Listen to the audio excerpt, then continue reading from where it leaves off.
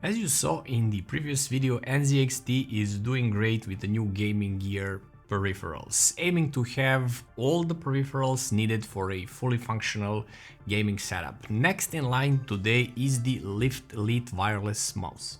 Looking for affordable Windows or Office keys? Look no further, I got you covered. Head over to scdkey.com, pick your Windows edition, use my discount code ELITE25 to get a 25% on any Windows or Office products. Once you complete your order, after a few seconds you will receive your code. In Windows, go to Settings, there should be an Activate Windows prompt at the bottom. Click that, enter your code and wait for Windows to finish activation. To check the activation status, use the command prompt with the command slmgr.vbs/xpr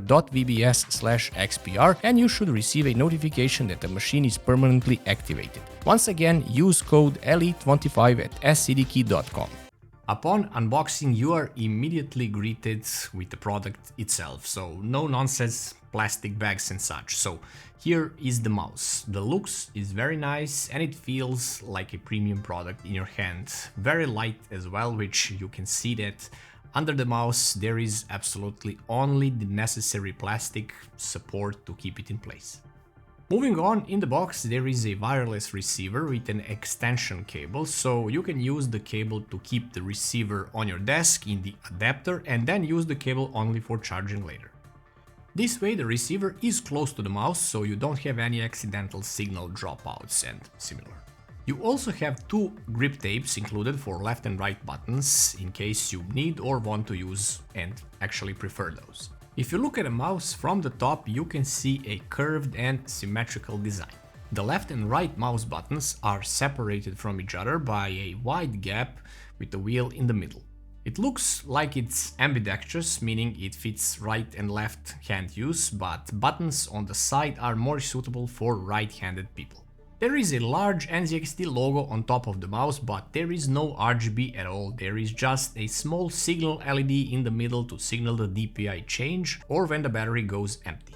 Honestly, I welcome the no RGB on a mouse, respect for that. If you look at a mouse from the front, you can see a recessed USB port in addition to the mouse buttons, between them. The mouse becomes wider and curved towards the front of the mouse. This design is actually really comfortable despite somewhat smaller dimensions of the mouse itself, as it might not suit people with larger hands. I have somewhat middle-sized hands, so I do prefer a bit bigger mouse, but this one is more than okay while using it. It fits very nice for both palm and grip usage.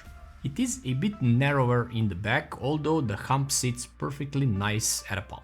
Oh, and here are the dimensions: 118.8 by 60.8 by 38.3 millimeters, but the weight is extremely nice at only 57 grams. Of course, the left and right buttons as well as the rest of the shell are made of a sturdy shell. It's actually, I think, a PBT plastic. It's texturized for a better grip. In contrast to the rest of the shell, the two left side buttons are made of a little bit smoother plastic. It's still a bit textured, but compared to the left and right buttons, it's a bit smoother. Below the side buttons, NZXT has included a rubber pad or a rubber grip. It's a grip surface for optimal handling. The right side of the mouse has also been designed in a similar way with a rubber grip. Both left and right buttons have a slightly muted sound. They are crispy enough, but again muted to not be loud or obnoxious. The left and right buttons use Huano Black Shell White Dot 70 grams force switches, while the scroll wheel uses Huano Black Shell White Dot 60 gram force switches. Wheel is rubberized and it grips nicely. It also has a clicky feel to it, maybe a bit too clicky for my taste. It's sharp. You can clearly feel it when you move it one notch. If you take a look at the underside, you will find only one absolutely necessary support structure apart from the three sliding feet, which are supposed to ensure optimal handling. The majority of the underside is open for weight loss, of course, and here is the main feature of the mouse. It's the Pixart PAW3395 optical sensor rated at 26,000 dpi. It has 650 IPS tracking speed and 50G acceleration. These are impressive specs. Below the sensor, NZXT has equipped the mouse with a purple button, which can be used to adjust the sensor DPI by default, but you can of course reprogram this button in the cam software to be anything you like. There are 3 Teflon or PTFE feet present here as well, 2 larger ones on top and bottom and a smaller one around the sensor. The mouse glides very well on the surface, and speaking of, this is also the NZXT latest Zone mousepad. It's a microweave cloth, super smooth and for gaming and everyday use. This is a larger variant, 900 by 400 millimeters, so while using the mouse on it I haven't had any single issue. The mouse runs very nicely and it actually glides very fast as well. While doing some fast movements, I noticed that the mouse is back heavy, which you can notice while it's being tossed around on the mousepad. The included USB dongle for wireless connection can be connected to the PC either directly or via the included USB adapter. The USB adapter can then be connected to the PC with included USB A to C cable, which can be later used for charging the mouse. The only drawback here is that you need to disconnect it from the adapter every time you want to charge the mouse. So 2 cables in the box would have been a great thing, but I believe we all have some extra cables lying around the house, so you can use this any way you like. This mouse is controlled of course with the NZXT cam software. In case you have the firmware update available for it, do it before doing anything else. Here you can see the remaining battery life. You can also set when it will notify you to recharge. Default is at 5% battery level. There is an away from keyboard setting here, probably this is when it goes into standby mode. There are 5 DPI profiles here, you can set it from 100 up to 26,000 DPI, all that is done in increments of 100 DPI. Polling rate is something where this mouse is excellent, it goes up to 8000 Hz, 4000 Hz is max while in wireless mode. Setting a higher polling rate will make it more precise, of course. I mean, it will report more accurately to the PC. You still need to have skills to be a better gamer. Anyhow, when you set the polling rate to anything above 1000 Hz, remaining battery life shrinks in half, so keep that in mind. Because the toll here is big, 70 hours of battery life while at 1000 Hz or below, half of that on higher polling rates. Of course, for best possible results and performance out of this mouse, 8000 Hz and a cable connection is the best option, which negates the wireless use of it, but hey, you have the choice. You can also set lift-off distance to either 1 or 2 mm, and you can do this sync motion as well. This syncs the polling rate to the USB port polling rate. There is also an option to record macros here. I don't use macros, but you might, and this is what I personally use all the time, button remapping. I like side buttons to be volume up and volume down. And all the changes you make here are stored in the onboard memories of the mouse, so if you connect it to another computer which doesn't have cam software installed, it will still have all the settings applied to it. Take a listen to a mandatory click and squeeze test, which this mouse passed with flying colors.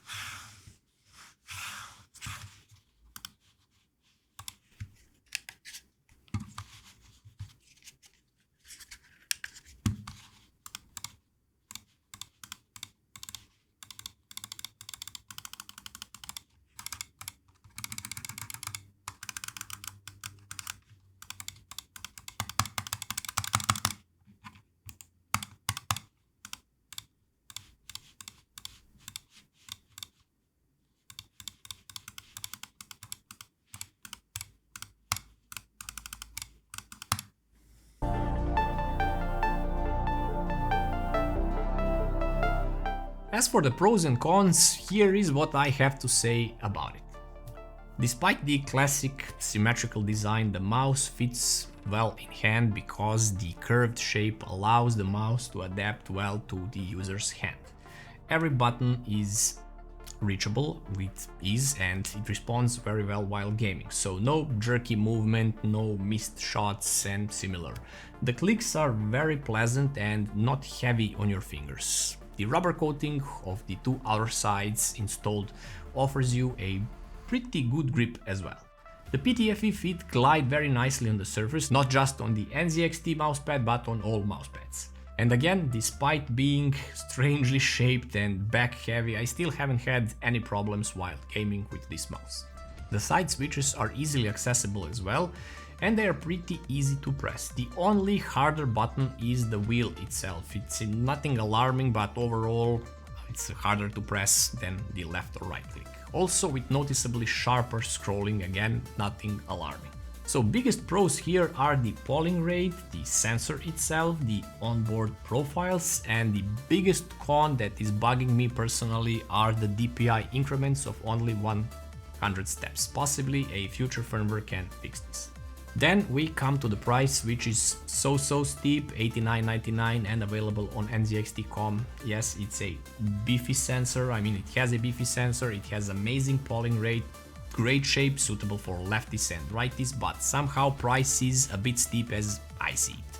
Still, it's an awesome mouse, there is no denying the fact, and NZXT is pushing out awesome products each time.